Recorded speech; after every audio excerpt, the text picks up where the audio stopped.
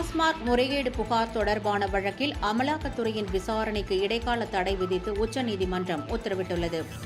தமிழ்நாட்டில் டாஸ்மாக் நிறுவனத்தில் மதுபான கொள்முதல் மற்றும் காலி பாட்டில்கள் தொடர்பாக முறைகேடுகள் நடந்திருப்பதாக எழுந்த புகாரின் அடிப்படையில் சென்னை எழும்பூரில் உள்ள டாஸ்மாக் தலைமை அலுவலகத்தில் கடந்த மாதம் அமலாக்கத்துறை அதிகாரிகள் அதிரடி சோதனை நடத்தி ரூபாய் 1000 கோடி அளவுக்கு முறைகேடு நடந்திருப்பதாக தெரிவித்தனர். இந்த சோதனை சட்டவிரோதமானது என்று அறிவிக்க கோரி தமிழக அரசு தாக்கல் செய்த மனு உயர்நீதிமன்றத்தால் தள்ளுபடி செய்யப்பட்ட நிலையில் உச்சநீதிமன்றத்தில் மேல்முறையீடு செய்யப்பட்டது.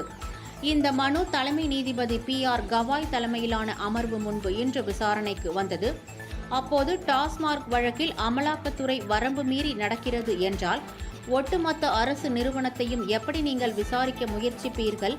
தனிநபர் செய்த தவறுக்கான ஒரு நிர்வாகத்தின் மீது நடவடிக்கை எடுப்பதா என்று கண்டனம் தெரிவித்தனர்.